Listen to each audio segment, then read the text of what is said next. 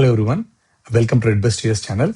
In this video, we'll look at the latest proposed rule by US Department of Labor that will change the H1B PERM wage levels. That's what we look at. It was actually published today, and it's going to go through 60-day comment period and all of that. So that's what we'll cover in this video. So this is the actual news, that is actually, come up. As you can see on the screen, it is currently in public inspection. We just get the PDF file and it will be published, basically 27th, so that you can see the actual full text on the website as well. And this is what we'll cover in this video. Look at a quick background of this. What are the changes? What are the wage levels that will be applicable to? Who it will impact, and all of these things. Yeah. If you haven't subscribed to our channel, do subscribe for getting regular updates. Without further ado, let's get started. So just to give you a background of these wage level changes, this has been in Trump administration's first term, I would say, a list of items that they wanted to complete, but they couldn't do it. So historically, in October 2020, they published an interim firing rule, increasing the wage levels by a big number, right? Significant change. And after that, court said that you can't do that. You can't do an interim firing rule because it's a big regulation that's going to impact economy and all. So then later, DHS again changed that, and then they published a final rule in the Federal Register. With some changes on that, from that basically. And eventually, after that, Biden administration came in. They withdrew the rule, December 2021, because courts actually struck the, regulation that the person who did that was not, all of that. So they didn't really look at the merits of the case, but that's how it was kind of struck down. So that's how the whole thing ended. And since then, now since Trump administration took over late last September, they introduced the 100K fee proclamation, right? As most of you are aware. So as part of that, there was a small subsection that said that, the instructing basically the Department of Labor secretary to look at this and change the wage levels, right? And this is where, the current, wage levels regulation is coming in.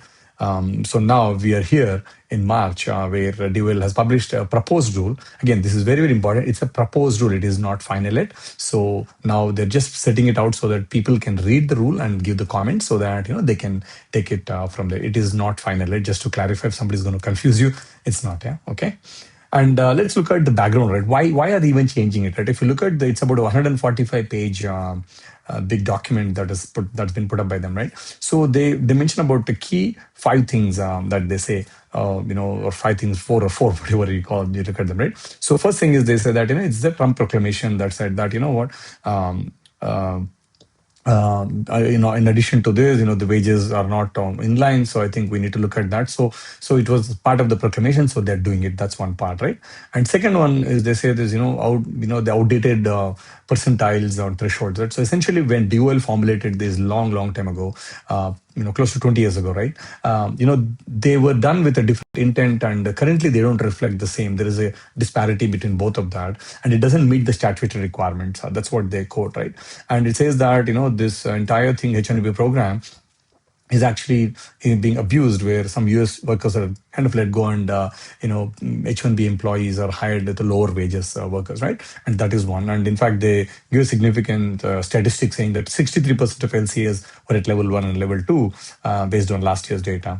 And also they say the wage gap is less, and essentially they paid $10,000 less in just one of the instances for that, right? So these are some of the things that they outline, right? Overall, it's known that there's definitely abuse in the program. So they're trying to increase the wage so that it will solve some of these problems, and so that's why they're doing it. Now, how does the new percentiles look like? Again, the document, 145-page document, goes into extensive details and how they did the analysis, and what exactly went behind, and how did they come up with this. But in interest of time, we're not going to go into all of those details. We'll directly jump straight to the point.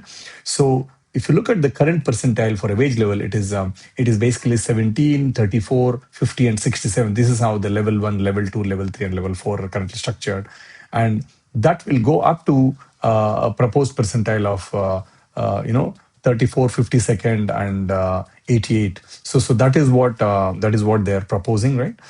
In terms of that, and I mean they give all the rationales. So as you can see, it's a significant jump, 17 becoming 34. Again, this is not percentage; this is a percentile. So let's say the percentile concept is you arrange all of them in order, and then what comes at the 34th is that is the percentile, right? I think that's how it's structured.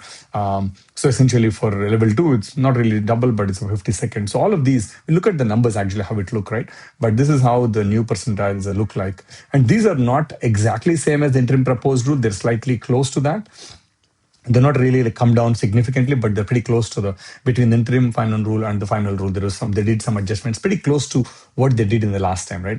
And you can see on the right hand side, this is the actual regulation text, that says 17 to 34. Again, this is for your verification, right? Where is this in the document, right? So this is where it is in the document, right?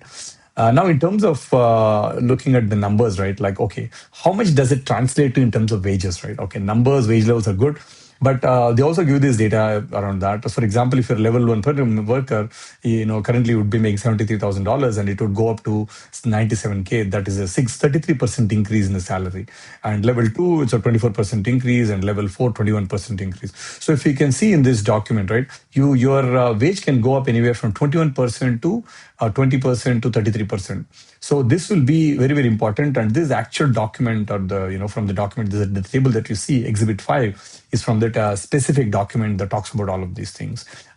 So that's the whole idea, right? Like, and it's going to have a significant impact. And what they talk about this percentage increase over offered wages, this one is basically the variance between what is currently offered. So they say that the LCA numbers, prevailing wage levels are at a certain percentage, and people are paid certainly higher. So they're removing that part and then telling that net increase is only less. That's what this number, what you see on the top after here, right?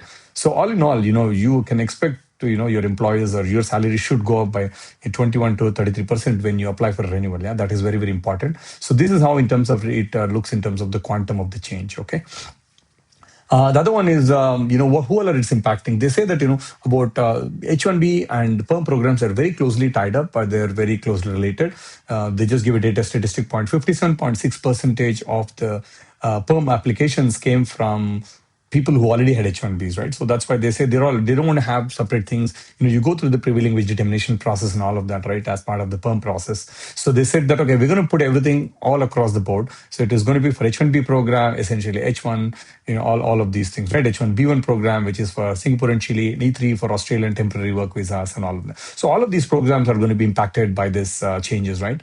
And so that's the part, right? And the other one is private wage service. Let's say you are in a very niche area. For example, think about you are in a quantum, I don't know, quantum physics, or I don't know, quantum computing kind of an era where you're not going to find anything in the standard wage surveys for that, right? For that you need private wage service that you need to use. So in that case, what do you use, right? So this is where they initially thought that they would get rid of all the private wage service, but they said that they can't do that because of some limitations. Again, they said that in scenarios where you can't find it, then you can still use private wage service. So these are typically used by mostly Silicon Valley companies and specific niche where you don't find them, right?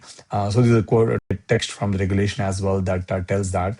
And again, DOL is going to monitor this for abuse. People can abuse the system, right? Try using a private wage service to bypass some of these changes. So again, they'll look at that and then take actions accordingly. So that's what they've done. Now, in terms of the next steps, right? So currently, okay, before we go to the next steps, right? Who does it impact, right? It applies to only LCS and PERMs after the final effective date. It's not going to impact even now. After the final date is published, only after that, whoever filed. It is not going to, go back and, retroactively apply to existing prevailing wage determinations or existing LCAs or existing PERM labor certifications. So all of these, right? And we don't really have an effective date yet because it has to go to final rule, and then we will get that, right? So we are still waiting on that, that date part. So this is all the people who will impact. In the past, when they did this regulation, they had like a 3-year wait time and all of that, 2-year wait time.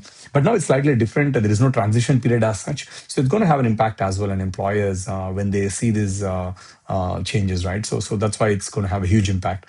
And in terms of the next steps, right, they're giving a 60-day period, right? So that you can look at this, and after that they look at the comments, and then the final rule will come in, right? So that's where it's going to come in. Yeah, and let's look at some common FAQs, right? So I mean, are these effective now? Definitely not. This is a proposed rule. Just be aware of that. That's first part, right? And does this impact existing approvers? No, it does. It only impacts after final effective date. It's not going to impact anybody who are already in there, right? And is there a new wage data that's published by the wage levels? Definitely not. We have not got that data yet, right? So you can't really see how it's going to look for your SSC codes and all of that. But currently, we'll put a link in the description for the article where you could go and look at some of those where we can find them, like H1B grader, or look at a Department of State website, Department of Labor website, and all of that, right? Um, so that's where you'll see. And again, overall, when will the final rule be published? After the 60-day it ends, and then the DOL will review, and then it will come up. Overall, this is the common process, right? So this is going to be a significant change for many of the folks out there who are going to go through this process. So definitely worth looking at, right? So just the key takeaways from this entire thing is it's the DOL is proposing a significant increases to H1B perm wages. Your salary wage should go up anywhere from 21 to 33% based on current wage levels. They should go up by that to meet that. So the levels there is essential general level 1 from 17 to 34, and that goes up 33%, right? And it applies to H1B, H1B1, E3, and PERM programs. And again, this is a proposed rule. It won't impact any LCAs or PERM certifications, existing ones. And there's a 60-day comment period. After that, we will get that. So hopefully that gives you an insight. Do feel free to ask questions in the comments, and we will be happy to answer them. Again, thank you for taking the time. Do subscribe for getting regular updates.